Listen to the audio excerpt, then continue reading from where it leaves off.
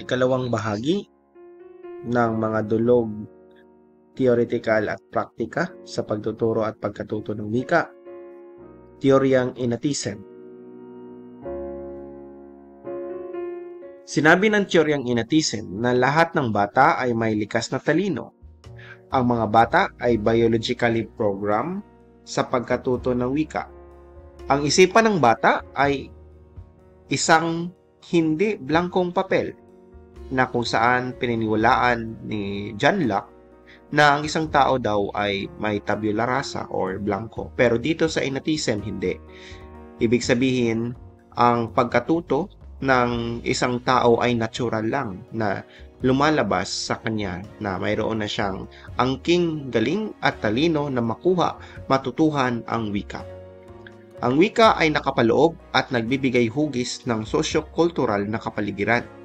Dahil sa kanyang paligid ay parang natural lang na nakukuha niya ang target o unang wika dahil sa kanyang kapaligiran. Ang pagkatuto ng wika ay gaya sa paglakad ng bata na hindi na tinuturuan ng bata kung paano lumakad. Natural na ito sa kanya na siya ay tatayo at lalakad. So ito rin ay katulad sa wika na natural na sa isang tao na magsalita. Depende na lamang kung ano ang sinasalita sa isang lugar. Ang kilalang proponent nito ay si Noam Chomsky. Ang bata ay nalilinang habang nakikipag-interaksyon sa kanyang kapaligiran. Ang tawag sa kakayahang ito ay Language Acquisition Device or LAD. Ito ay binigay ni Noam Chomsky. Ito ay isang aparatong tinatawag na black box na matatagpuan sa sulok ng ating utak. Ayon kay Noam Chomsky, ang black box na ito ay naglalaman ng lahat ng datos. Gagana lang ang language acquisition device kung mahantad siya sa mga halimbawa. Ibig sabihin ay makita niya ang kanyang kapaligiran na ito ang ginagawa, automatic daw nagagana ang kanyang LAD na yung impormasyon sa kanyang utak ay babalik. Dagdag na impormasyon sa inatism, dati ang tawag sa aparatong ito ay language acquisition device. Subalit sa kasalukuyan, ito ay binago at ang bago na ay universal grammar o UG na ang bago. Teoryang cognitive.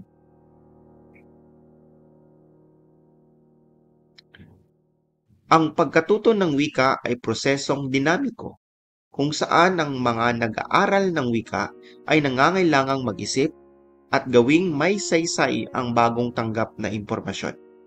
Alamin ang tuntunin at mailapat ito upang makabuo ng orihinal na pangusap. So sa teoryang cognitive ay kailangang maraming mga gawaing kailangang mag-isip ang isang estudyante. Ang pagkakamali at pagkatuto ay hindi nawawala sa teoryang cognitive sapagkat tinitingnan ng isang cognitivist na ang isang estudyante ay kailangang magkamali upang matuto ng maigi. Ang mga taong naniniwala sa teoryang ito ay tinatawag na mga cognitivists.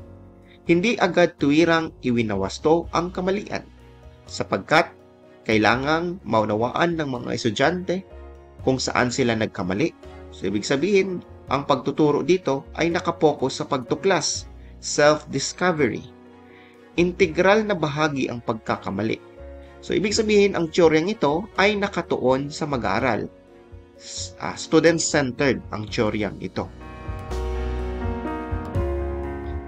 Palaging nakapokus sa kaisipang ng pagkatuto ay isang aktibong prosesong pangkaisipan. So, ibig sabihin, ang focus ay nasa isipan ng isang estudyante. Tungkulin ng guro, maglahad ng bagong impormasyon, himukin ng guro ang mga mag-aral na mag-isip ng may kamalayan, awareness kumbaga, at pag-usapan ng wika upang mapag-ibayo ang kanilang kakayahan sa paggamit nito. So, kailangan ang paggamit nito, kailangan ang pag-iisip, bakit ba ginagamit, saan nagmula ang kanilang sinasalita. Ang innatism at cognitive ay parehong naniniwala na may likas na talino ang bawat individual ayon kay Page at Pennell noong 1979.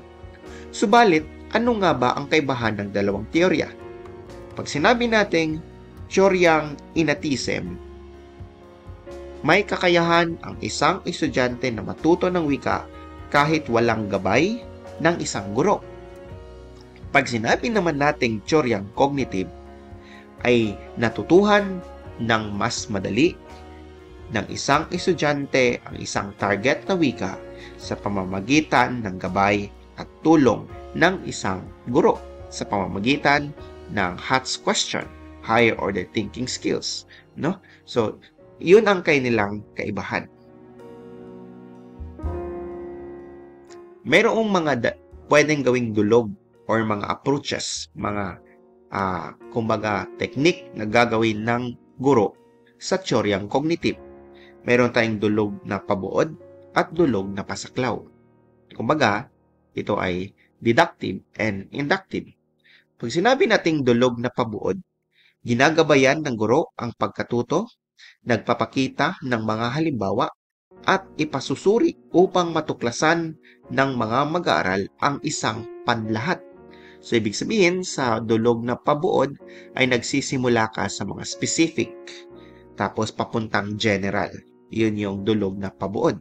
So, kabaliktaran nito sa dulog na pasaklaw. Nagsisimula sa paglalahad ng tuntunin patungo sa pagbibigay ng mga halimbawa. So, ito ay nagsisimula sa general to specific. So, depende na lamang sa teacher kung ano ang kanyang gagawing estilo sa kanyang pagtuturo.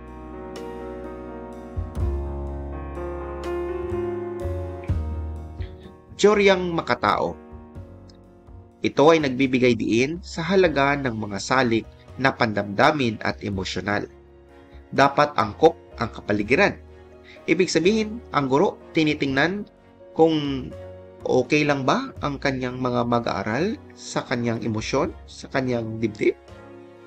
Dapat ay walang pananakot na gagawin ng isang guro. Kaaya-aya ang classroom. Nakapokus o sentro sa estudyante. Sumikat din ang tinatawag na CLL ni Curran. Kumbaga, ito ay tinatawag na Community Language Learning. Pag sinabi natin Community Language Learning, ay kabilang ang mga estudyante sa lahat ng gawain. Walang naiiwan, kumbaga. Sumikat din sa teoryang makatao ang Silent Way ni Gattegno.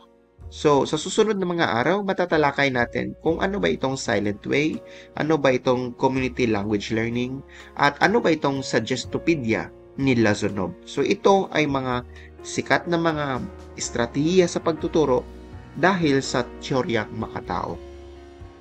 At sa teoryang mga tao, ang mga mag-aaral ay malaya silang pumili kung ano ang paksang ituturo ng guro, ano ang gagamitin ng guro, at ano ang mga gawain na ipapagawa ng guro. So, ibig sabihin, ang teoryang makatao ay nakasentro sa mga mag-aaral hinggil sa kanilang pandamdamin. At doon nagwawakas ang dulog, theoretical at praktika. Subalit, ito ay mga makalumang teorya. At sa susunod na mga araw ay pag-aaralan natin ano-ano naman ang mga makabagong dulog sa pagtuturo at pagkatuto ng wika.